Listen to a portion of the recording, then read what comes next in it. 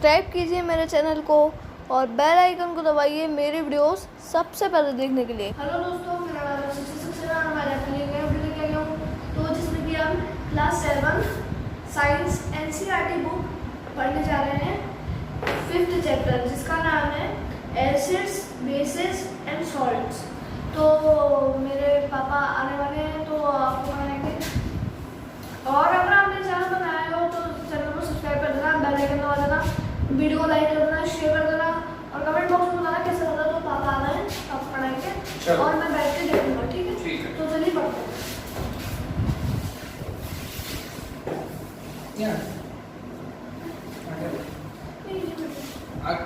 चलो ये बैठो।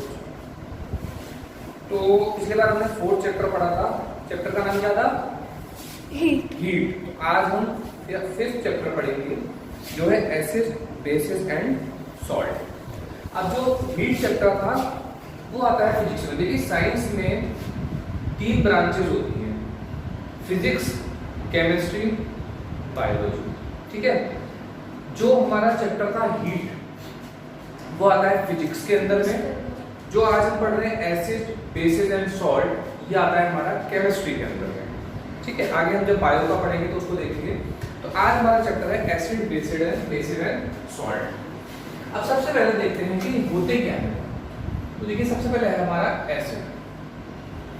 अब एसिड क्या होता है? अगर मुझे कोई चीज दी है, मान लो कोई खाने की चीज है, तो खाने की चीज देखिए जैसे अक्सर क्या होता है कि हम मान लो घर में बहुत ज़्यादा खट्टा खाते हैं, अचार खाते हैं, तो क्या होता है जलन पड़ने लग जाती है। ठीक है। वो इसलिए होता है कि जितने भी एसिड होते हैं, जो एसिडिक नेचर की चीज़ें होती हैं, वो टेस्ट में खट्टी होती है। कैसी होती है सचिन?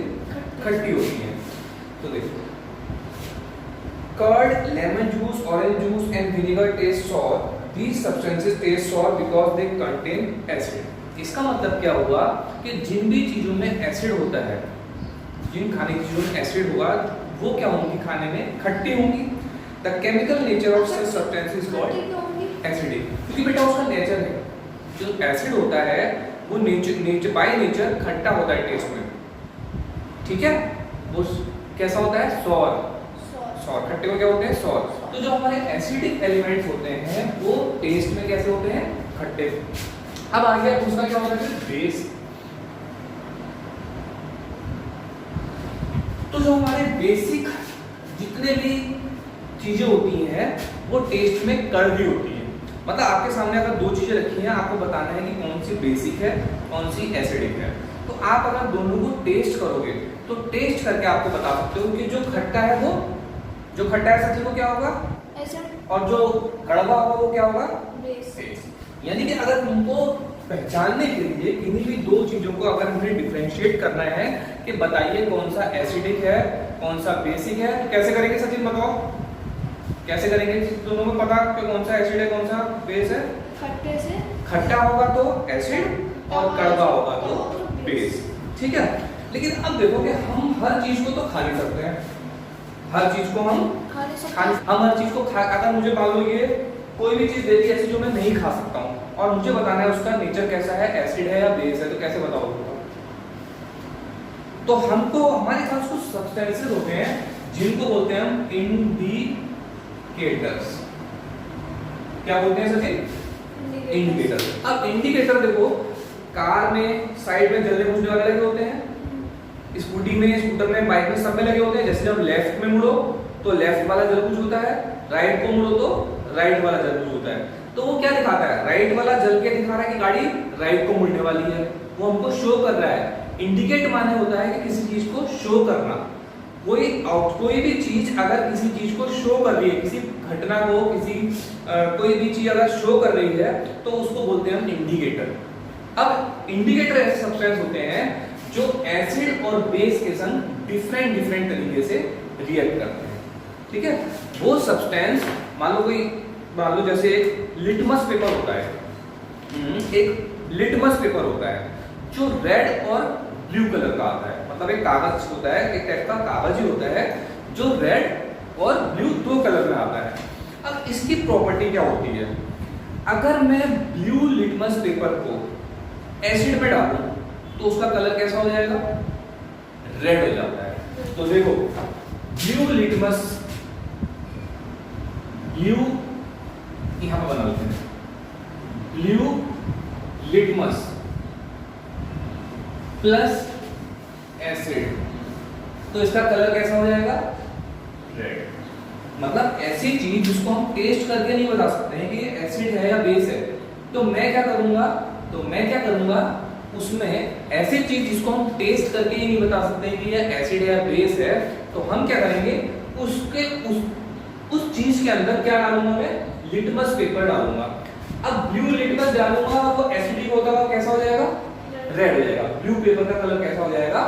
रेड हो जाएगा। ठीक है। अच्छा, अब इस रेड अगर मैं इसका जस्ट उल्टा करूं, मैं रेड लिटमस ले लूं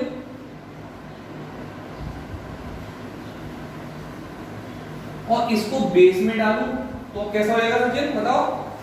जब ब्लू था एसिड में डाला तो रेड हो गया, अब रेड है बेस में डालेंगे तो कैसा हो जाएगा? हाँ शाबाश, ब्लू हो जाएगा। तो ये इंडिकेटर्स कहलाते हैं वो सब्सटेंस जो किसी भी दूसरी चीज की पहचान कराता है। अब हमने क्या देखा कि हमारे पास लिटमस पेपर थे, दो कलर के थे। ब्लू लिटमस को एसिड में डाला तो वो रेड हो गया, रेड लिटमस को बेस में डाला तो वो ब्लू हो गया। तो ये हमें इंडिकेट कर रहे हैं, बता रहे हैं कि ये एसिड है और ये बेस है, इसलिए इसको क्या बोलेंगे हम? इंडिकेटर। इसीलिए इसको क्या बोलेंगे हम? इंडिकेटर बोलेंगे। ठीक है। अब देखो नेक्स्ट होता है तुम्हारा, अच्छा चाइना रोज एक फूल होता है, पता है कौन सा होता है? सबने देखा है, एक फूल होता है इसका नाम होता है चाइना रोज। पता है कौन सा होता है? गुड़हल का फूल।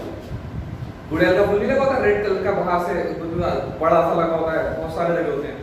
तो गुड़हल के फूल का जो साइंटिफिक नेम है वो क्या होता है? चाइना रोज।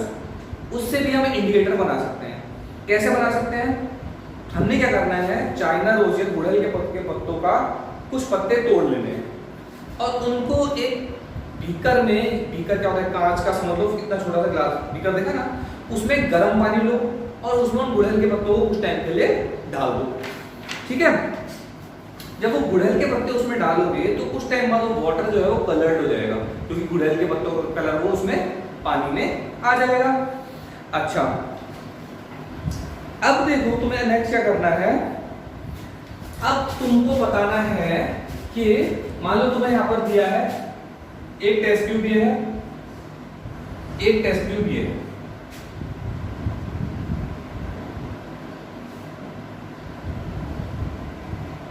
ठीक। अब इसमें से एक एसिड है और एक बेस है, तुमको पता लगाना है कि कौन सा एसिड है और कौन सा बेस है। तो हमने अभी क्या बनाया था? हमने चाइना रोज या गुड़हल के पत्तों का भी मैंने कहा एक सोल्यूशन बनाएंगे हम गर्म पानी में डाल के, वो बना रखा था। अब मैंने इस चाइना रोज का जो सोल्यूशन है वो थोड़ा सा इसमें भी डाला और थोड़ा सा इसमें भी डाला। ठीक है। तो क्या होगा, इसमें से एक सोल्यूशन पिंक हो जाएगा, डार्क पिंक हो जाएगा, और दूसरा वाला हो जाएगा ग्रीन। ध्यान से समझना, इस एक में एसिड है एक में बेस है, हमको नहीं पता, हमको पता करना है। तो हमने क्या करा, जो हमने चाइना रोज या गुड़हल के पत्तों का एक सोल्यूशन बनाया था उसको इसमें डाला, तो एक का कलर तो तुरंत कैसा हो गया? डार्क पिंक, और दूसरे का कैसा हो गया? ग्रीन। तो देखो ध्यान से देखना, ये जो डार्क पिंक हुआ है ये होगा हमारा एसिड, और जो ग्रीन हुआ है ये हमारा हो जाएगा बेस। ठीक है। यानी कि चाइना रोज का सॉल्यूशन एसिड का कलर कैसा कर देता है? डार्क पिंक, और बेस का कलर कैसा कर देता है? ग्रीन। यानी कि ये भी क्या हो गया? ये भी हो गया एक इंडिकेटर, क्योंकि ये इंडिकेट कर रहा है, बता रहा है कि कौन सी चीज एसिड है और कौन सी चीज बेस है। ठीक हो गया। अब चलो आगे चलते हैं।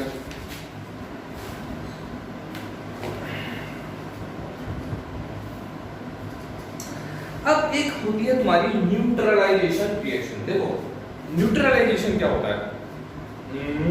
जैसे मानो तुम्हारे पास एक कोई एसिड है, मैंने इसमें क्या करा? बेस मिला दिया। कोई एक ऐसी चीज है जो एसिड है और मैंने उसमें एक बेस मिला दिया, तो जब एसिड और बेस को मिलाएंगे तो हमारा क्या बनता है, एक तो वाटर बनेगा और एक चीज बन जाती है जिसको हम बोलते हैं सॉल्ट। सॉल्ट नमक नहीं है, नमक नहीं। ये जो सॉल्ट होता है ना, ये क्या होता है, ना तो नेचर में एसिड होगा और ना ही बेस होगा। भाई कैसे पता करेंगे, इसको अगर मैं टेस्ट करूं तो ना तो ये खट्टा होगा, क्योंकि एसिड कैसे होते हैं, खट्टे, और ना ही ये कड़वा होगा, ना खट्टा होगा ना कड़वा होगा। इसका मतलब ना तो ये क्या होगा, एसिड, और ना ही क्या होगा ये बेस। तो इस रिएक्शन को जब हम एसिड में बेस को मिला दें, कोई एक एसिड लें और एक कोई बेस सॉल्यूशन लें और दोनों को मिला दें, तो जो हमारी रिएक्शन होती है, इस रिएक्शन को हम बोलते हैं न्यूट्रलाइजेशन रिएक्शन।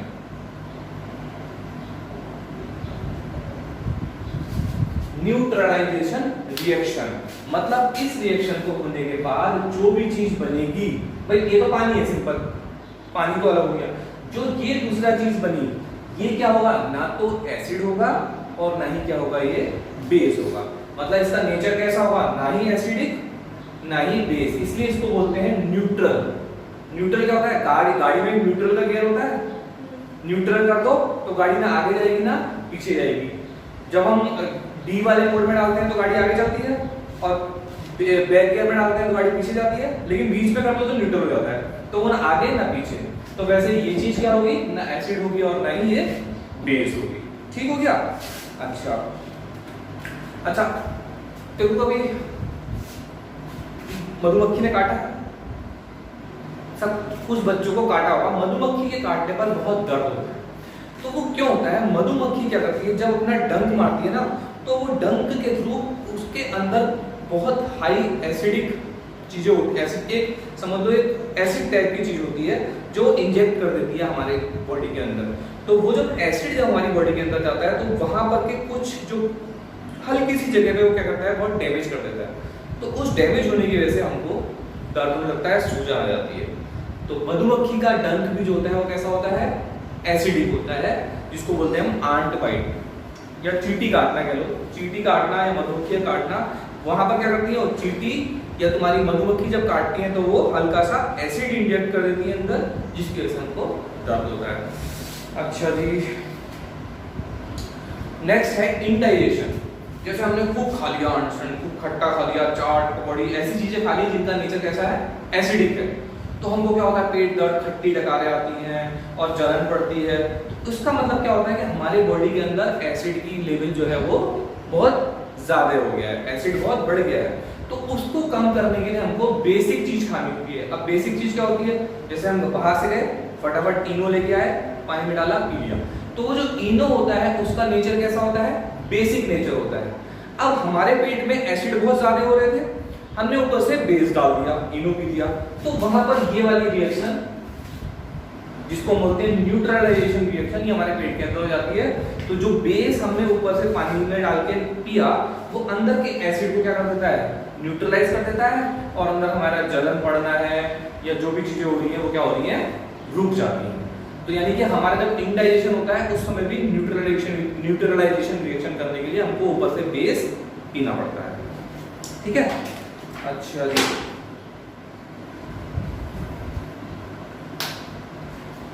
अब जो हमारा मिट्टी होती है जिसमें हमारी किसान खेती करते हैं, तो वो मिट्टी का नेचर भी टाइम टू टाइम चेंज होने लगता है। मतलब कभी वो मिट्टी का नेचर एसिडिक हो जाता है, कभी उसका नेचर बेसिक हो जाता है। डिपेंड करता है कि वहां पर उस समय पे कौन सा इरिगेशन, मतलब कौन सी खेती वहां पर करी गई है। कुछ खेती करने के बाद जमीन का नेचर एसिडिक हो जाता है और कुछ के बाद बेसिक हो जाता है। तो फिर हम उसमें डिफरेंट टाइप के फर्टिलाइजर आते हैं। अगर आपकी जमीन का नेचर एसिडिक हो गया है तो उसको कम करने के लिए वहां पर एक फर्टिलाइजर डाला जाएगा, और अगर जमीन का नेचर बेसिक हो गया है तो उसको कम करने के लिए वहां पर फिर दूसरा फर्टिलाइजर डाला जाएगा। जैसे बेसिक अगर बहुत ज्यादा हो जाता है तो मोस्टली जो गाय की गोबर की खाद होती है, जिसको कंपोस्ट भी बोलते हैं, वो वहां पर डाला जाता है, जिससे उसका नेचर क्या हो जाता है, फिर न्यूट्रलाइजेशन हो जाता है। तो ये था आपका चैप्टर एसिड और बेस के बारे में, जिसमें हमने आज पढ़ा एसिड की प्रॉपर्टीज, एसिड कैसा होता है, बेस कैसा होता है, इंडिकेटर्स क्या होते हैं, न्यूट्रलाइजेशन रिएक्शन कैसे होती है, सभी समझ में आया? ठीक है। अगर आपको इसके क्वेश्चन पूछने हो आप लोगों को तो आप नीचे कमेंट बॉक्स में कर दीजिएगा, तो इस बुक के जो क्वेश्चंस जब मैं सभी को कराऊंगा तो मैं आपको भी करा दूंगा। ठीक है। तो अगर आपको आज की